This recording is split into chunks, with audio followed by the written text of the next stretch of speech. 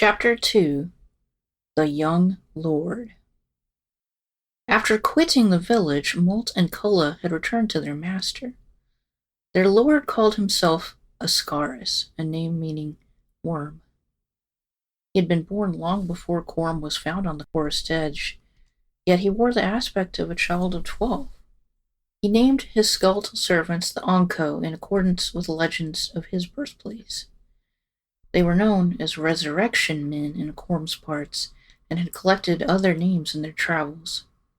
These names often died along with the men who used them. Ascaris was not concerned when his Onco failed to return with Corm. He was never concerned about anything because he was no longer human. Some time ago, the same force that propelled his dead servants had entered into him, and thereafter it was that force alone that made all the decisions. This intruding force did not have a name for itself, needing none.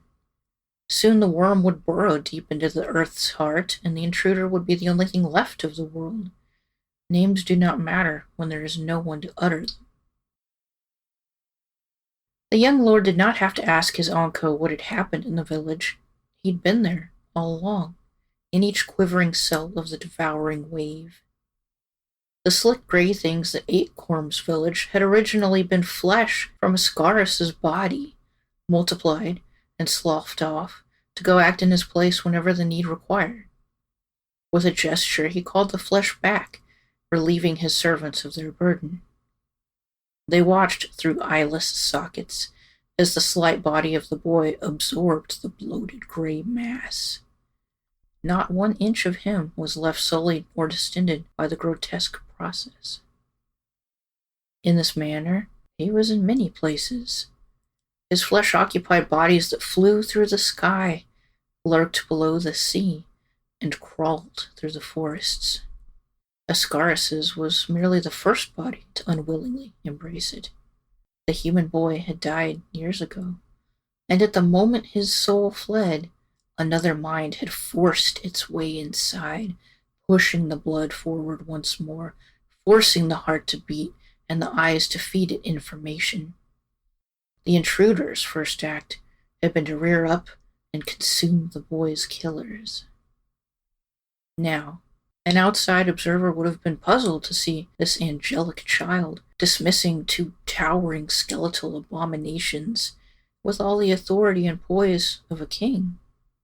The resurrection men slunk off out of his sight, leaving a wretched-looking bundle that had slid out of them along with the flesh.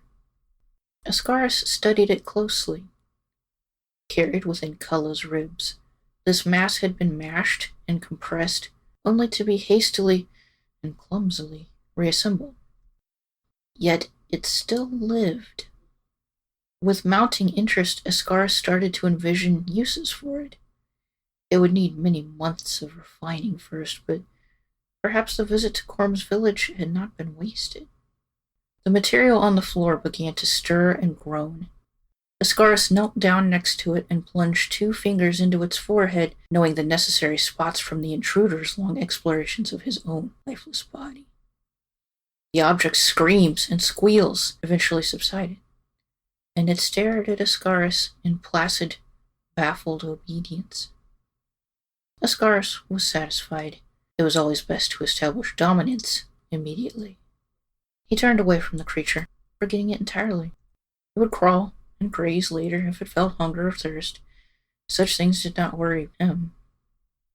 He turned his vision outward again to other bodies occupied by the thing that drove his consciousness.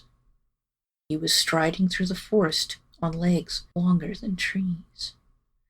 There was a smell of meat. They were worshipping him again. Now he was beating coppery wings through the hot, still air, alighting on a high stone table where a woman watched him fearfully through dust-coated eyes and begged for water in a clipped desert language.